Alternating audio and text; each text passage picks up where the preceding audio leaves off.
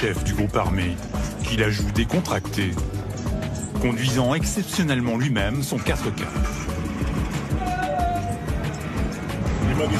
Est-ce que la voiture est blindée? Oui, c'est blindé. C'est pour ça que je peux vous faire monter. Il se surnomme Tilapli, petite pluie en français. Il ne se déplace jamais sans son escorte d'une dizaine d'hommes.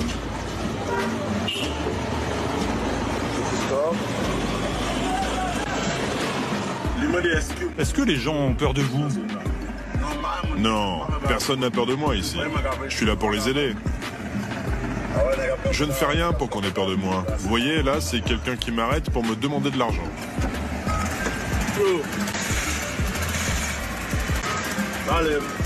Oh, tout à l'heure, je t'envoie quelque chose. À qui tu vas le donner? Faut bien dire de me le remettre à moi. Je t'aime beaucoup, mon chef. T'inquiète pas, je gère. Je lève les bras et t'arrêtes la voiture. T'es un père pour moi. J'ai rien mangé depuis ce matin. T'inquiète. Je t'envoie ça tout à l'heure, personnellement. Est-ce que je peux t'attendre? Oui, tu peux m'attendre ici. Ok, chef. À vos ordres. Une population achetée à coups d'enveloppes de billets. Et des hommes de main, pour la plupart originaires du quartier, payés et armés par le chef. Est-ce que c'est un bon patron? Oui, à 100%. Lui, c'est toute ma vie. Il me nourrit, m'habille, la scolarité de mes enfants. Il fait tout pour moi. Ma femme est enceinte, il prend tout en charge. Tilapli est lui-même né à Grand Ravine.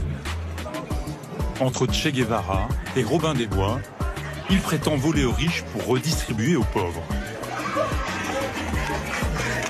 Un seigneur de guerre qui tient à nous montrer qu'il est aussi un bâtisseur.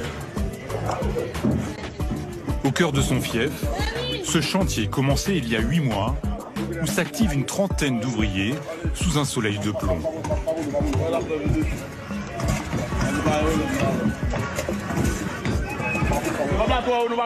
Je vous paye trop cher. Vous refusez de travailler. Je vais diminuer les salaires. Hein. Tu peux nous apporter un peu d'eau, patron? Et l'argent que je vous donne, c'est pas suffisant?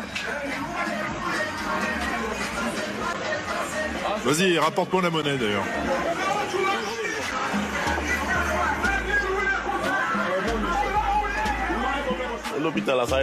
C'est un hôpital que nous sommes en train de construire. On a fait le premier étage et au-dessus on veut mettre une école. Elle pourrait aller jusqu'à la fin du primaire. C'est une idée qu'on a proposée. On en a une autre, c'est de faire une cantine pour les enfants uniquement, le matin, quand les enfants vont à l'école. Autant de services publics qui devraient être assurés par l'État et le sont aujourd'hui par les gangs. Tilapli prétend avoir décrété une trêve des kidnappings. Mais il assume les enlèvements passés. On a juste voulu construire l'hôpital. Le kidnapping, c'était un moyen pour construire l'hôpital. Nous, on sait qu'il y a des gens haut placés au sein de l'État qui ont des gros moyens. Ce sont eux qu'on cible. On leur demande de partager ce qu'ils ont pour des activités sociales. C'est pas du kidnapping. Ceux qui font du kidnapping, ce sont ceux qui bandent les yeux aux gens, les battent, les tuent. C'est ça le kidnapping. Si on connaît des gens qui gagnent beaucoup d'argent, on leur demande de partager. C'est tout. L'homme a le sens de l'euphémisme. Il y a 6 mois encore, son gang pratiquait des enlèvements d'une violence extrême. Comme peut en témoigner le propriétaire de cette société de loterie, un homme d'affaires qui en... Eh bien, lorsqu'on va dire, ah oui, nèg yo, comment il va